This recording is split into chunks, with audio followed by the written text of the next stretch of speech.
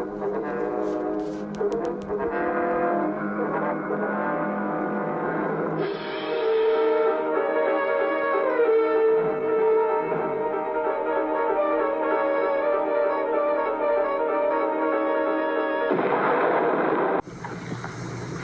me while I have a strange interlude.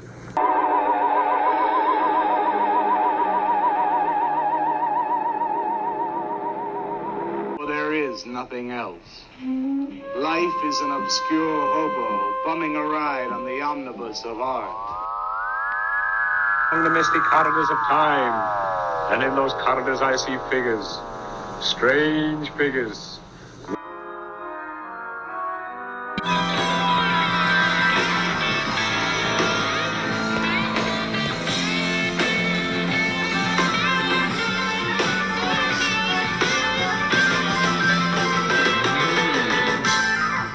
Enjoying the program today, everyone? Yeah, that's good. A lot of fascinating people here. If you're not familiar with me, my name is AP Strange, sort of. It's the name I've adopted for myself. I've been kind of a paranormal weirdo for my entire life, but more publicly under that name for the better part of the last decade. So at this point, I'm doing my own podcast and stuff because everybody in the world has to have a podcast now. I figured I'd rather jump in with that. So, but I've been writing about this stuff, and the Loch Ness Monster was one of the earliest things I ever wrote about online. So I used to just mess around on Twitter and share little factoids and tidbits. And when it came to actually writing stuff and setting up a website, I'm like, Nessie is the first place I'm going. And there's a whole lot of weirdness around the Loch Ness Monster that a lot of people don't necessarily talk about.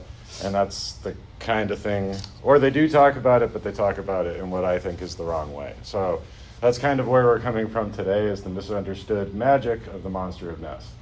Because I'm a well-rounded weirdo. Yeah, I drew this. This is a little charcoal drawing I made.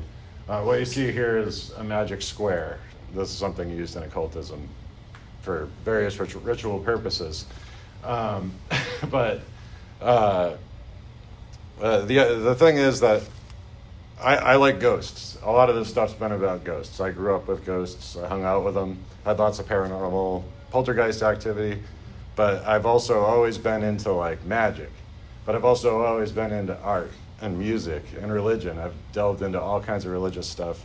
UFOs, monsters, everything, you name it. So I tend to like kind of roll it all into like one big puzzle. And so that's kind of what we're going to do today. We're going to pick it apart a little bit. Because everybody already knows what the Loch Ness Monster is, right? So we already know Nessie. Everybody knows Nessie. So, we all know the long neck, the humps on the water and everything. It's in popular culture. You say Nessie to a South Park fan, and they're going to say 350. So they got that. For me personally, it was like the Weekly World News on the newsstand when I was a kid. You know, it's have like a headline about Nessie. If she didn't get the cover, she was in there somewhere. Some wacky story about Nessie. So, and then nowadays in our social media world, what we have is memes. So you have memes and cartoons, and Nessie will often appear in these. One I think of off the top of my head is like the Loch Ness Monster, and it's like a goth Nessie. Or the Loch Ness Monster, and it's Nessie with a gun. You know, it's like little funny things like that. So people don't take Nessie seriously, which is all right, but it's that to me makes it more worth analysis. It's something that's incredibly wacky and way out there. Means I want to look at it more. So this serpentine form, the idea of the long neck coming out of the water, mostly comes from 1934, the Daily Mail. This is the infamous surgeon's photo. So it's a small neck poking out of the waves, and you see it on the long neck there.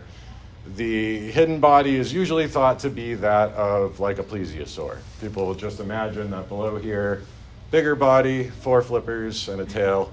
Although with like a lot of the tourist type graphics and trinkets and souvenirs, it's more like a snake that has little hoops of body going through. So very recently, there was like a scientific article out that was like, that's anatomically impossible. Nothing could move that way through the water. But that's not what anybody's ever reported. That's just the graphics they use for tourism, right? So, yeah, but so like everybody knows what Nessie is. This is largely considered to be a hoax. The idea is that somebody put a fake head on top of a toy submarine and put it out in the water and took the picture. There was a deathbed confession, all this other stuff. So, you know, be that as it may, the myth and the idea of Nessie is out there in the public consciousness. So everybody knows what Nessie is, even if they think that it, in fact, isn't. So we're at a disadvantage as an investigator. If you're an honest investigator of paranormal claims, you're at a disadvantage right from the get-go, because regardless of what you believe it is, you're going to have people assuming that you're saying there's a dinosaur living in Loch Ness, or there's a breeding population of dinosaurs in Loch Ness. And this is one of those things that gets in my craw, and I will never get it out, is there's one guy on Twitter that used to comment every time I posted about Nessie. He's like, so you're telling me that there's an 800-year-old dinosaur living in that loch? And it's just like, nope, I didn't tell you that. I merely shared an article from Coast to Coast AM about a Nessie sighting. I don't know what to tell you. Like, so that's what you're up against. Like, if you're talking about ghosts, the prevailing belief is that somebody died there, probably traumatically, and their spirit is left behind. So you can't say ghost without somebody thinking it's a dead person, right? If you're talking about UFOs, what do we all think, right? E.T., the extraterrestrial. You have something coming down in a spaceship from another world landing, and no other ideas are explored generally. I'm speaking very broadly in the popular culture. So you have to contend with that. If you have a more nuanced belief about any of these subjects, the first hump that you have to get over, no pun intended, although I do love a good pun, the first hump you have to get over is, I'm not talking about a living dinosaur. You know, I'm not talking about, it could be a lot of things, right?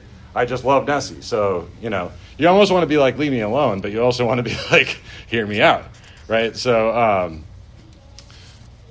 given that the old girl has a lot of cartoonish representations about her and tabloid type things and appearances in pop cultures, jokes, memes, so forth, it's no wonder that people kind of brush it off, right? That photo was a hoax, Nessie isn't real, Nessie's a joke, all this good stuff. Now, there are cryptozoologists still that believe there's a flesh and blood being in that lake, and they don't know what it is, right? They just want to go find it.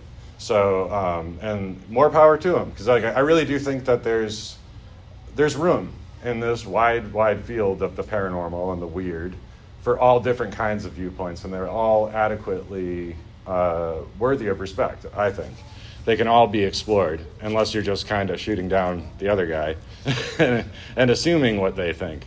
So, so they're there with their cameras in hand, and they're waiting for that moment of scientific edification. And if you want to be more on the academic bent, talking about the Loch Ness Monster and be taken seriously, I'm not worried about that personally. I have a deep fear of being taken seriously. But you can always go the folkloric route. You can talk about mythology. You can talk about water horses and kelpies, things from Scottish mythology. Within the UK, it's emblematic, St. George defeating the dragon. In other cultures, you have dragons. You have, in Asia, you got the Naga. You got like all kinds of representations of something dragon-like, worm-like, serpentine. And you can study that as a folklorist or an anthropologist. And you can, it's non-committal. You don't have to be like, Nessie's real. You can say, Nessie's real as a story that we all share. And it's great, which is true. But there's no reason two things can't be true. So, so I'm going to start this because I'm not going back to the 30s and starting there. I'm starting with the 70s because the 70s is by far the weirdest time and the funnest time for me. We're going to talk about F.W. Ted Holiday. He liked Ted. So Ted was like a naturalist. He wrote for fishing and hunting magazines and that kind of thing. He had a long life story with lots of paranormal type stuff. but he had an interest in the Loch Ness Monster. And his first book about it was called The Great Orm of Loch Ness. Orm being like a linguistic variation of worm. Because when they used to call dragons worms, it comes from the Germanic. I'm not going to go through the whole etymology, but I am going to insist that I know it off the top of my head. You just have to trust me. And in The Great Orm of Loch Ness, he does allude to dragons.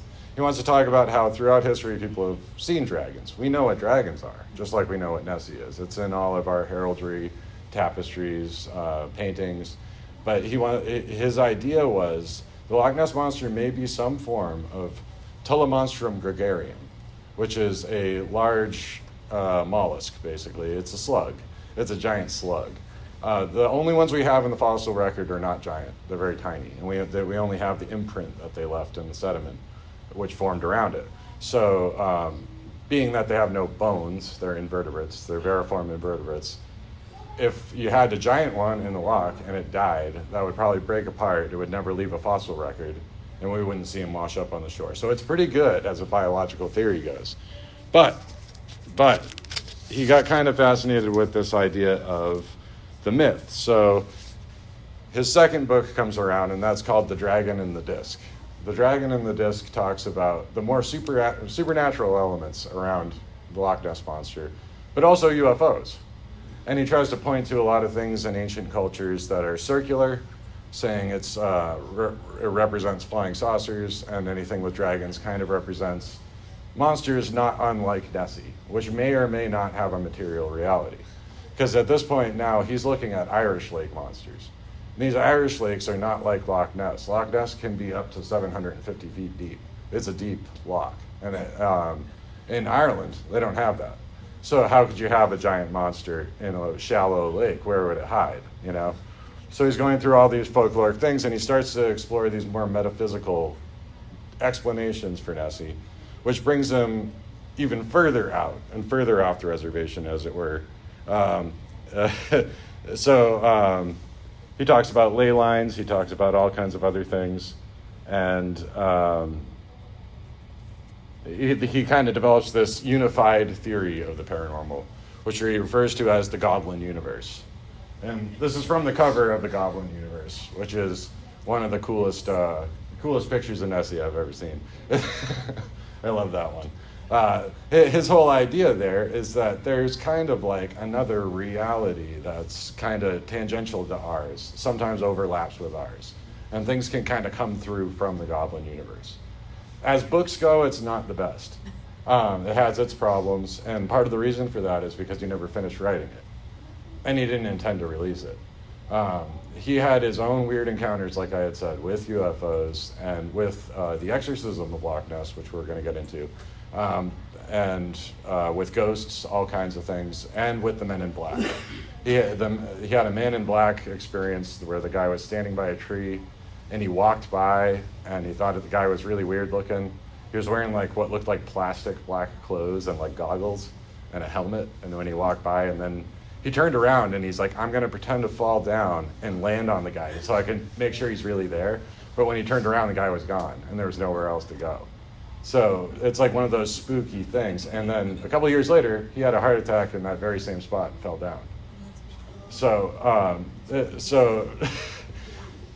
he was scared of a lot of this stuff. And this is all kind of around the same time John Keel's releasing the Mothman prophecy widely. You know, like this is all in the air, as it were.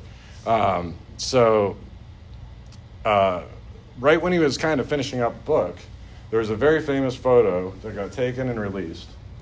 This one right here. So this was an underwater photo. They put underwater cameras, and they tried to get a picture of Nessie down in her natural habitat at the bottom of the loch, and they got this.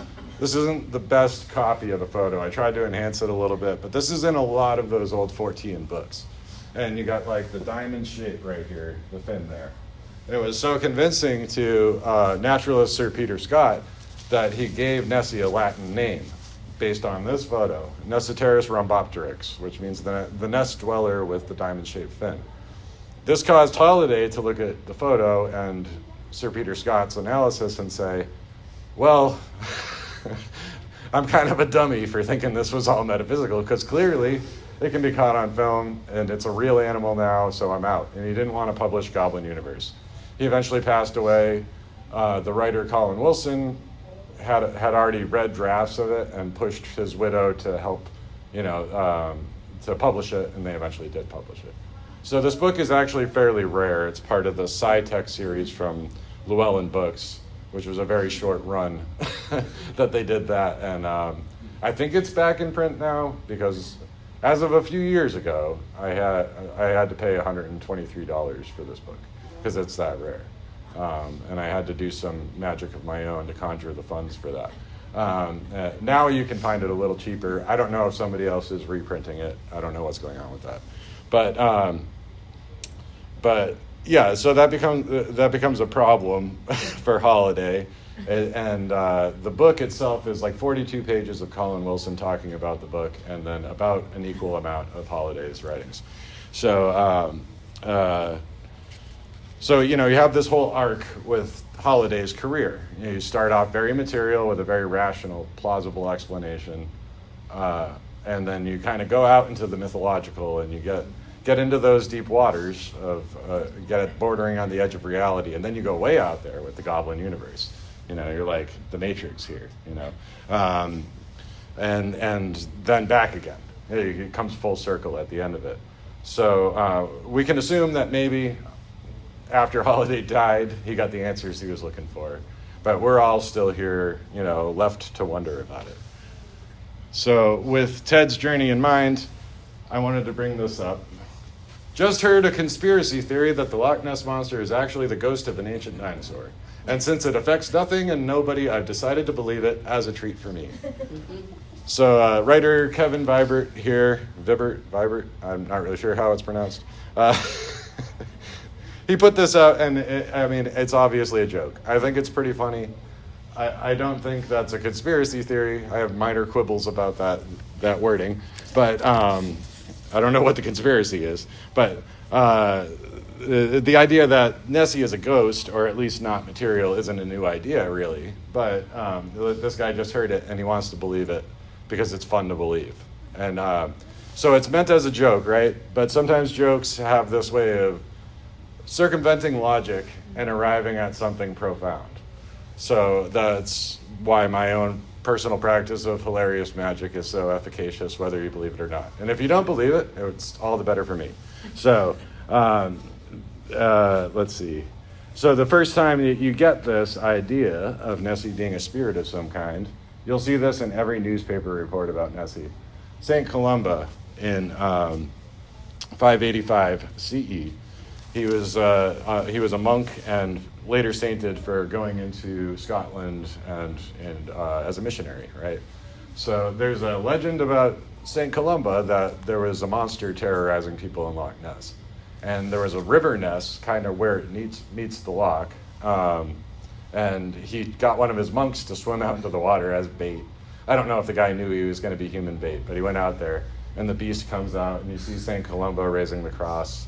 And he's saying something along the lines of, like, by the power of God, get back, beast! And then it just goes off into the water. So we already had, this is our original exorcism of the loch. And oddly enough, the 1,440th anniversary of this event was yesterday. So if that's not magical, I don't know what to tell you. I didn't plan that. I certainly didn't plan it.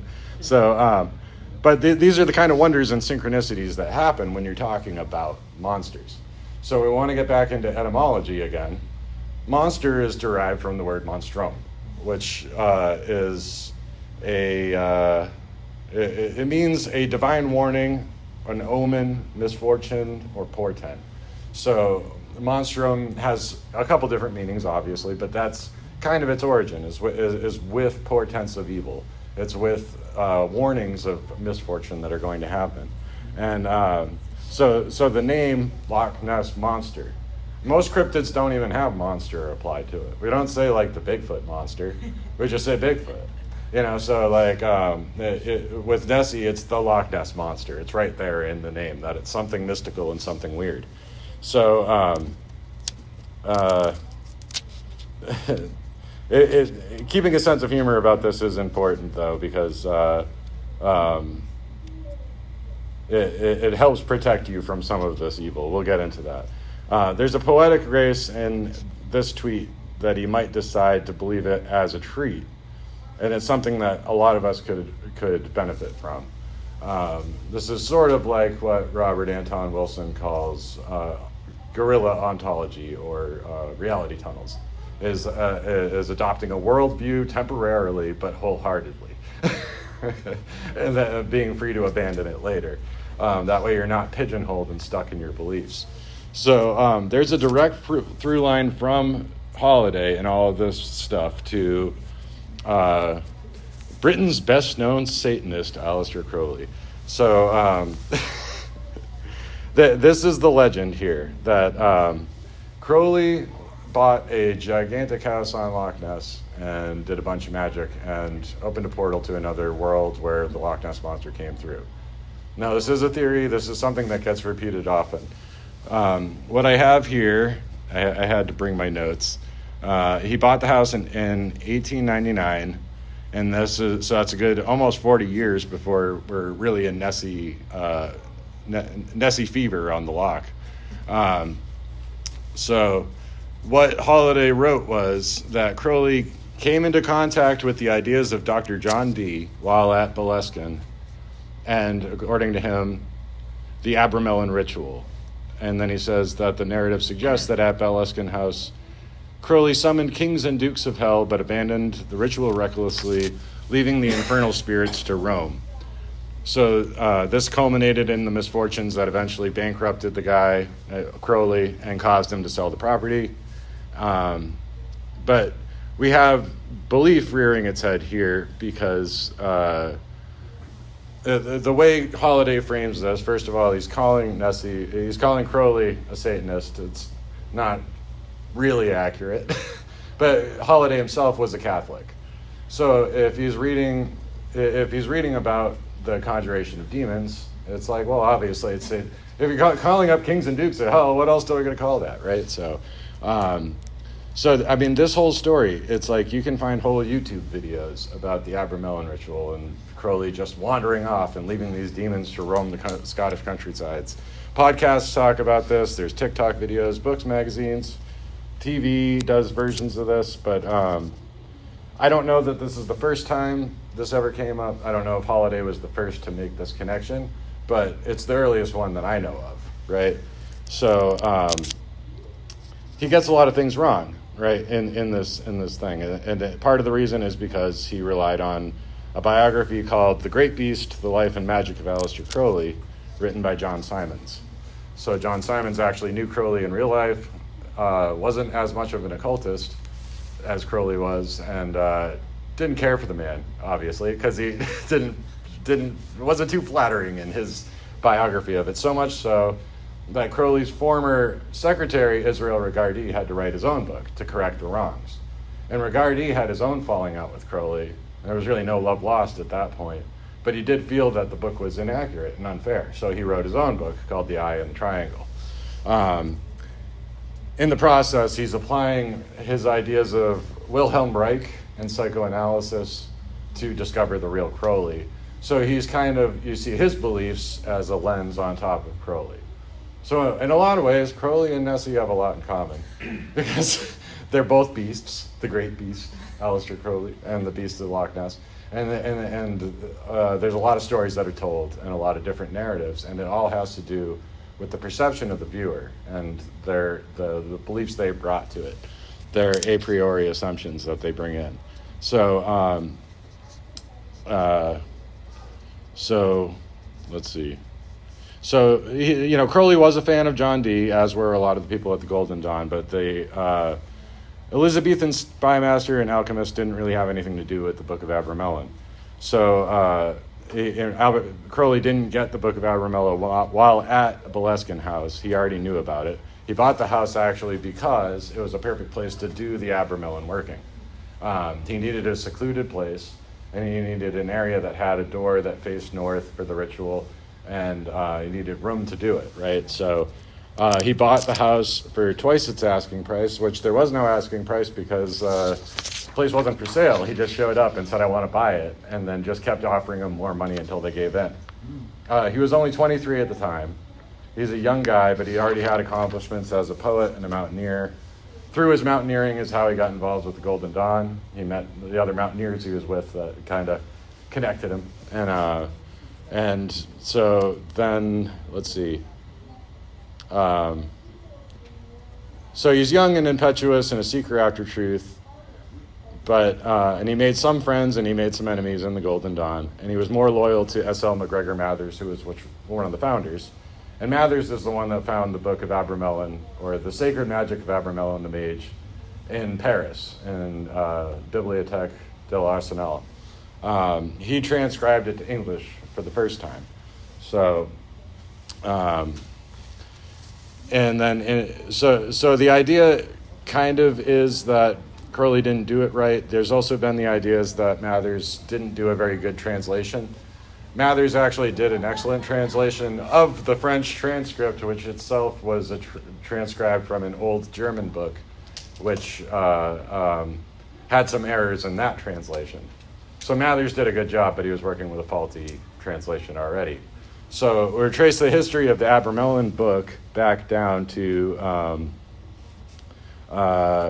the 14th century, written by a rabbi named Abraham von Worms.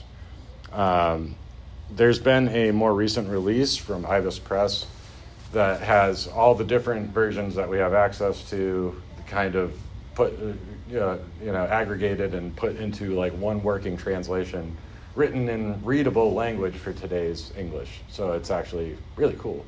But that was mostly compiled by this guy, George Den, who just passed away last year. He thinks that the real author of the book was Rabbi Yaakov ben Moses ha-Levi Molin, but whatever the case, what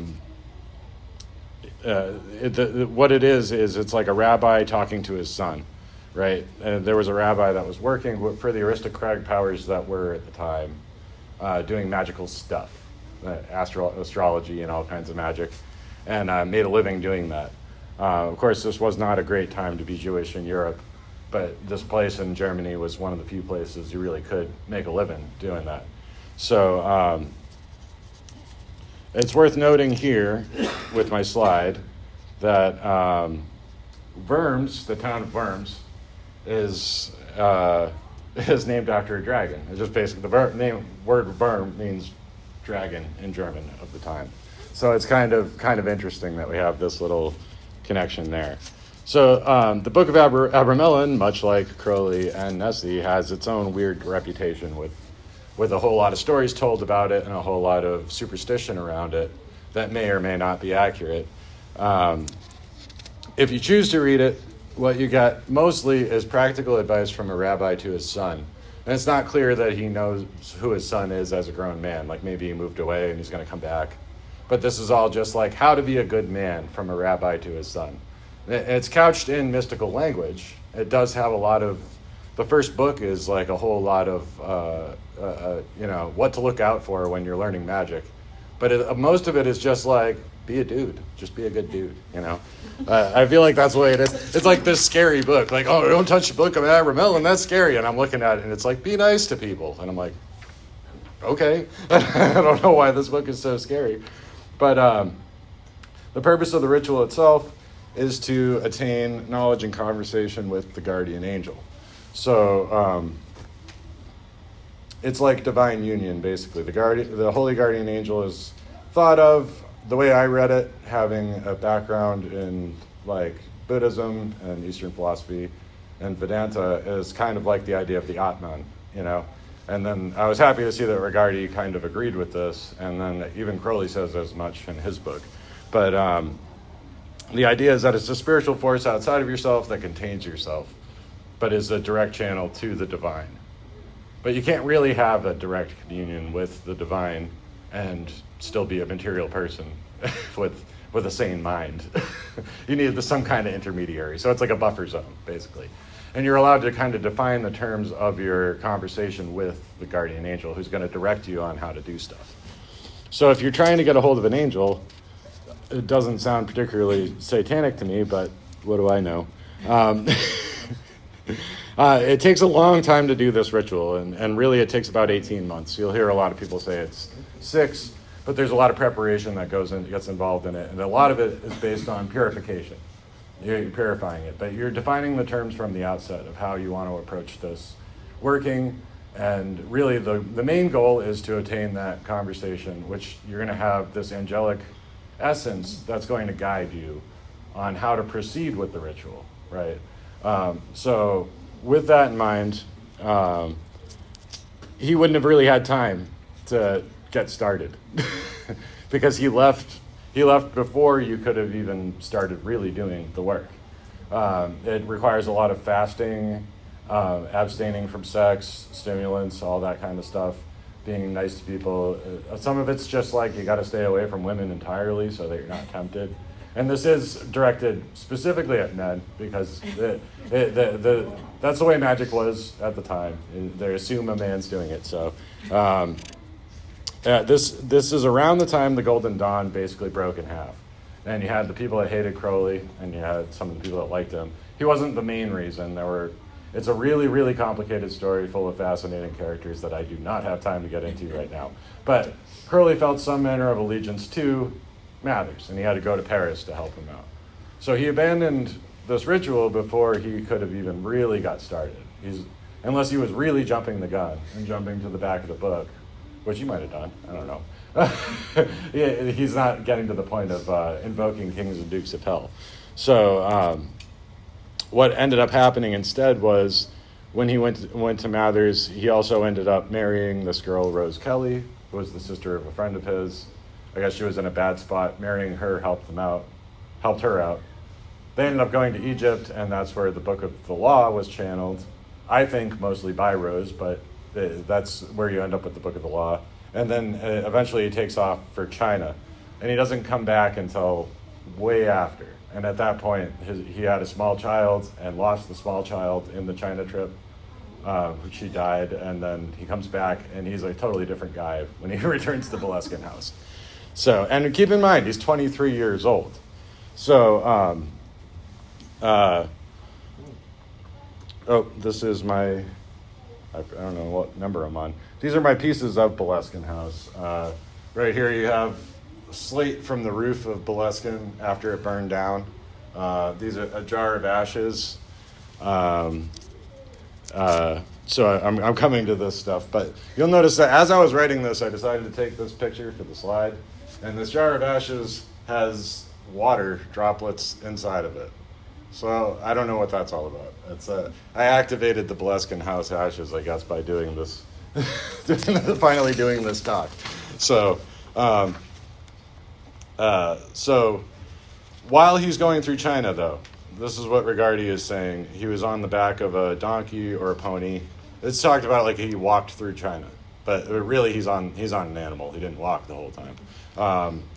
But Rigardi talks about his ability to imagine the temple in his mind and continue carrying out this ritual while riding through China on the back of an animal. And at one point he falls off a cliff with the animal, and neither of them got hurt. That's kind of a funny story, but so I mean the house was super important originally, but considering how far removed away he was, Crowley made up this other way of doing the same kind of thing and renamed it as like the Agoides ritual, and continued it not at the house. So one would have to wonder how this ritual affects the physical location on Earth if it was on the other side of the earth where he's continuing it, right? So, so you have Crowley's own account of all of this in what's referred to as his autohagiography, the Confessions of Aleister Crowley. Now, Crowley was a man that liked myth making. He liked to build up stories about himself anyway. So we don't even know if we can trust Crowley's account of this, but he kind of embraced the idea of being called the Great Beast 666 sometimes as a way just to thumb his nose at people. So you might forgive Holiday for calling him a Satanist, but whatever his failings, the way he was doing things was designed for divine union. He had a holy and sacred goal in mind, and it's up to you guys to decide if that caused a Loch Ness Monster to happen.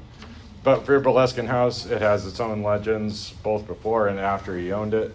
You can't really blame the Abermillon ritual for that, especially losing the house, because Crowley, again, was 23 years old when he bought it. He came from a wealthy family that he did not like. He was brought up within the Plymouth Brethren Church, and it was a very harsh and conservative Christian upbringing. When his father passed away, he was left with a sum of money and nobody to teach him how money works. So later in his life, he would even admit, in my youth, I didn't know it was possible to run out of money. So he just thought he had unlimited funds. So the fact that he went broke later and had to sell the house is really nothing to do with the curse and more to do with the fact that he was ignorant of like what you're supposed to do with it, right? So afterwards, you had stories about black magic being performed there and all kinds of spirits. You had its other owners that met gruesome ends. Eventually, Jimmy Page bought the place from Led Zeppelin. Jimmy Page was a big Crowley guy, so he bought the house, but he barely even lived there. His housekeeper that watched the property claimed all kinds of spooky things happened, but he continued living there for a long time, so it couldn't have been that bad.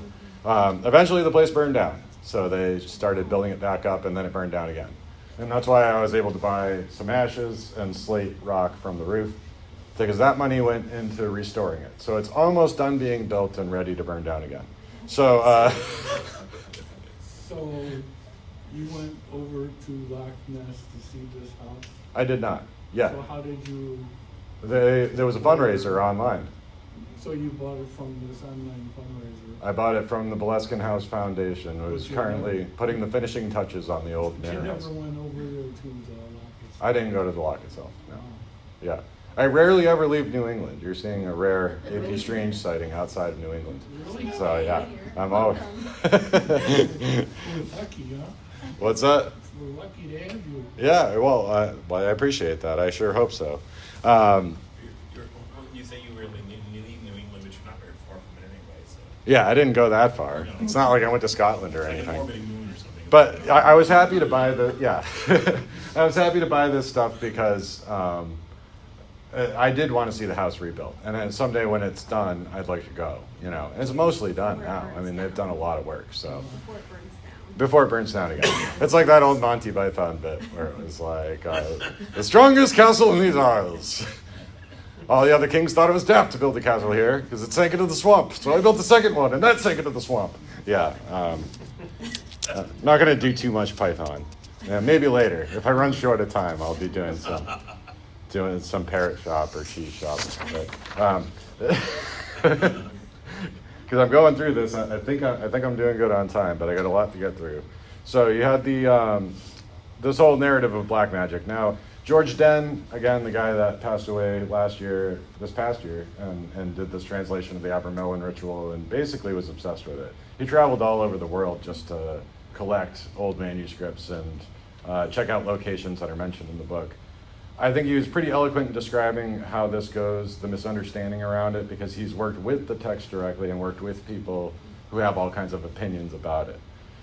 It's a problem of mindset, according to him. And so unconsciously applied superstitions, materialistic explanations for something that is, in effect, ineffable, spiritual, and has more to do with personal development toward the divine than anything else. The purpose of the evil diagrams and magic squares for invocations of the rulers of hell, he says, are designed precisely to test the aspirant. The devils one encounters are merely projections of the inward evils one has failed to own and dispel, to take account of and responsibility for. For the dedicated seeker who follows the prescriptions of Abraham recognizes the inward reflexive nature of the great work. There is nothing sinister about the ritual, and certainly no fear attached to a book or a place where the ritual was enacted. So that's my rewording of Den's stuff, but basically, you know, what he's saying is you bring the demons with you. If you want demons, or if you think there's going to be demons, there's something in you that needs to heal first. That's the whole point of being purified before you even attempt any of this. Don't skip to the back of the book. Read the notes. So, returning to Ted Holiday and the conceit that the dinosaur is a ghost from that tweet, we have Devin Priest says Loch Ness Monster may be a ghost. We have this guy, the Reverend Dr. Donald Omond. A man after my own heart. This guy is wonderful. He's kind of like a funny little old man. You see him over there? He says, Dr. Omond, the devil hunter. He casts out evil. So, and that he did. He was a curious old vicar from Devon who expressed the belief that Nessie was probably the ghost of an ancient animal. Now, this guy started out in the circus as an exorcist. He was a priest before that, but he got his doctorate of theology in Germany and went to work for the circus because people in the circus weren't often welcome at church wherever they showed up to perform. People didn't want them there. So, and they still wanted to go to services. So what they would often do is convince somebody, a priest, to come with them and do services in the circus tent on Sunday mornings. So that sometimes they weren't even near a church, right? So they wanted a priest there so they could still go to Mass. And that's what he did. And that was where his first exorcism happened. There was a time where the lions became possessed and ate the lion tamer. So he got into the cage and was able to cast the demons out of the lions and tame them again. And that was his first really dramatic exorcism. I don't know if the crowd was still there when he did it, but I sure hope so. So from there, he also claimed to have exorcised a phantom black dog at Kettleness, part of Yorkshire, that was driving people crazy. And he thought that phantom black dog was an actual otherworldly representation of Dracula himself, and he exorcised it. It's a long story. I wrote about it. I'll send you links later if you're actually curious about that. But the other things, he fought other vampires. He would exorcise roadways where there were a lot of accidents. He called those black spots. And more pertinent to this, and the Bermuda Triangle. He also exorcised the Bermuda Triangle. And you might think that's funny, but how many of us have heard about things getting lost in the Bermuda Triangle in the last 20 years? Huh? Really makes you think. Nobody talks about that anymore. So, more pertinent to this presentation, he encountered spots in the North Atlantic where there were sea serpents that a lot like Norwegian ships captains knew about. They'd be like, oh yeah, well, there's sea serpents. You just ignore them and you pray and then they go away. So he would do exorcisms of spots in the North Atlantic where those sea serpents were. So he didn't think Nessie was evil. He didn't think she was an evil spirit. He thought that she was a ghost. And as long as she wasn't going to harm anybody, if he did an exorcism of the loch, he would get rid of this evil overlay, this whole mood of evil around the loch that drives people crazy. But Nessie is free to hang around if she wants to. So they had the BBC there. There's actual video of this that you can find. Omond going out onto a little boat with Holiday, and they go out onto the loch. Basically, the way you exorcise a loch is you go to the north end, and you do a ritual there. You go all the way to the south and do a ritual there. Then you go somewhere up into the northwest and then the northeast. You form a cross, and then at the very end, you go right out into the middle so that you do that last little exorcism, and that's supposed to take care of the whole loch. At the end of it, he collapsed, and he says that always happens when he's successful. It's very similar to what he ended up doing later at Bermuda Triangle. He went to different points in the Caribbean to do that. So now, because I'm a giant nerd, we're going to do more etymology. We're going to look at the word exorcism. So it comes from the Latin exorcismos, which would be could mean the calling up or driving out of spirits, where we mostly think of it as casting spirits out. It could mean either. It comes from the older word exorcismos in Greek, which means the administration of an oath. Because essentially what you're doing with an otherworldly entity, whether demon, whatever, ghost, is you're making a deal with them. You're cutting a deal. When you see it in the movies, you even see this. The power of Christ compels you. And then you have to tell them what it is you expect of this demon. Leave this girl alone. Do not come back. Christ says so. You can't, so you make this. And then when you call up a demon, you're supposed to make a deal, and there's supposed to be parameters for that. If you don't do that, then you might be in trouble. But this is all about compromise and agreement, right? So we get this image of Catholic priests mostly from the movies. Omand was not Catholic himself. He was associated with the Church of England, so it was a Protestant kind of. They stopped doing exorcisms officially around this time because it was too much of a circus from a circus priest. And they call it deliverance now, deliver souls from people. So when we get down to the meaning of it, the numinous quality of exorcism, as a concept, we can see that the Abramelin operations calling forth and controlling of demons is of the same spirit as it is for Omand, right? So this brings us to the last one here, which is my favorite and the weirdest one. This is Tony Doc Shiels. He was a very unique character in the annals of Fortean studies. He was a stage magician, a surrealist artist, a musician, a huckster, and a unabashed lover of a good pint of Guinness. He had his own wacky form of wizardry, which yielded interesting results. So if you're open to it, and I hope you are, because nobody's walked out of the room yet. So I guess you guys, everyone here, can agree to be on board with this a little bit. So he made headlines by calling out and conjuring the Loch Ness Monster and even getting photographs of the Loch Ness Monster. He's not really clear about his methods here, so he says, he often says he was out doing surrealist things with sigils and Guinness. But if we believe him, these methods were efficacious. He even reached out to other magicians around the world and had this Operation Monster Mind, where they could all do the same things he was doing and try to conjure monsters where they were. So this included him going on a beach in Cornwall with a bunch of sky-clad witches. I did not include a slide for that. But if you're interested, I'll send you a postcard later. So, but they were conjuring the sea serpent Morgor, and there is video of this on YouTube, so you can find this. He's standing on the beach saying, "Well, I just make myself attractive to the sea serpent." And he calls out to her, and he's going, "Morgor, Morgor!"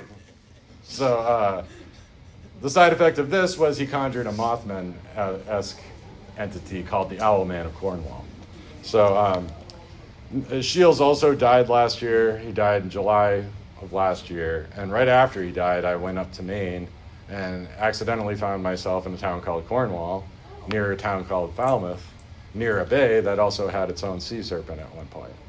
So, and these are things that you see happen a lot with monsters, right? So it's a name game, we call that in the Fortean realm. It happens a lot, and it makes you think that there's like something outside of reality playing on this. So he wrote about this in a book called Monstrum, A Wizard's Tale he wrote for Fortean Times. He did a lot of wordplay. It was called Lexilinks. And these stream of consciousness puns, runs of words that sound similar to discover the strange insights and connections revealed by seemingly disparate things. His tongue never strayed too far from the interior of his cheek, but there's an earnestness to his approach that circumvents logic and gets straight to the heart of the mystery. He claimed the absurdity of his methods were precisely the reason they worked so well, especially since no one would be inclined to believe him after the fact. It shielded him from the psychic fatigue that Holiday and Omand described, and he was very keen to talk about surrealism as being very important to understanding monsters. So what he said is monsters are essentially surreal. Involvement with monsters is an intrinsically surrealist experience with a high proportion of absurd, bizarre, disordered, or irrational elements. Monsters are mysteries loaded with latent meaning. He goes on later to say that monsters can only truly be seen with a savage eye. When that eye belongs to a photographer, monsters are sometimes captured on film. And it's important to note here, too, if you know anything about the history of surrealism, it's not just an art form. It's like a whole philosophy. And it borders on the mystical regularly. They even use the same methods sometimes as like the spiritualists in conjuring. The automatic writing was used by both surrealists and spiritualists. So surrealism has mystical qualities. The word itself means super reality. It's the reality that's bigger than the reality that we all recognize. So how could that be? How can we capture imaginary monsters on film? Are these the beasties? Oop, there we go.